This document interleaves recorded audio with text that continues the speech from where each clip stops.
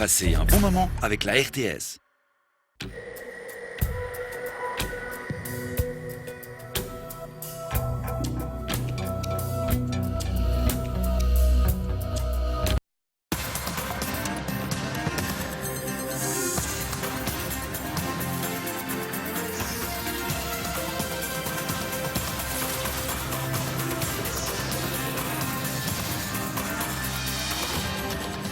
Bonsoir à toutes, bonsoir à tous et bienvenue. Nous sommes en direct, il est 19h30. Le sommet du G7 se conclut par une surprise.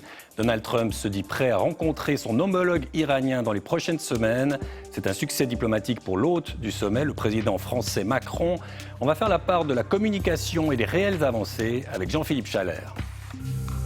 L'accès des enfants à Internet, c'est la question qui est au cœur de cette rentrée scolaire en Suisse romande.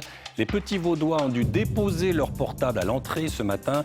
Bonsoir Claire Ballet. Bonsoir. Vous êtes sociologue. Il n'y a pas que l'école qui est en jeu dans cette question. Non, nous vivons dans une société ultra connectée et nous sommes toutes et tous concernés. On va en parler avec vous en ce début d'émission.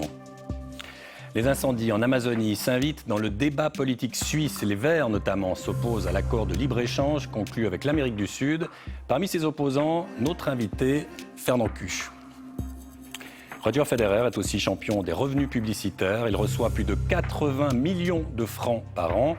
Notre enquête, en fin de journal, à quelques minutes de ses débuts à l'Open des États-Unis. Le carnet de campagne de Pierre Nebel porte bien son nom. Ce soir, on se rendra à la ferme.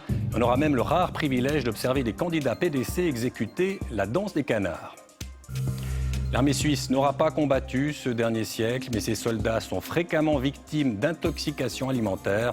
Loïs Sigan-Lopez s'est aventuré jusque dans les cuisines d'une caserne, celle de Sion, en Valais. Pas d'éclat public ni de conflit ouvert entre ses membres. Le sommet des chefs d'État du G7 se conclut dans une rare unité de vue. Commerce mondial, incendie en Amazonie, nucléaire iranien. Il y avait pourtant de gros dossiers sur la table ce week-end à Biarritz. Mais Donald Trump lui-même s'est montré conciliant. Marc Julmy, Thibio Caccioli. Le courant aurait-il passé entre les deux hommes? Emmanuel Macron et Donald Trump, côte à côte lors d'une réunion de travail entre chefs d'État ce matin à Biarritz. Côte à côte, cet après-midi encore, à l'heure de tirer les premières leçons de ces 2 jours de G7. L'amie prodigieuse, premier épisode ce soir, c'est dès 21h10 sur RTS2. C'est la fin de ce journal. Merci de l'avoir suivi. Et tout de suite, c'est TTC qui fête sa rentrée en direct des hauteurs de Crans-Montana. Le tourisme de montagne face aux défis du réchauffement climatique ou de la Lex Weber. Pierre Gobet et Patrick Fischer seront en direct de l'Alpe. Et tout de suite, quant à nous, c'est la météo de Claudia Mélangeois dit Savoie. Vous nous retrouvez en tout temps sur RTS Info et désormais sur Twitter avec notre nouveau compte 19h30 RTS. Excellente soirée à tous et on se retrouve demain.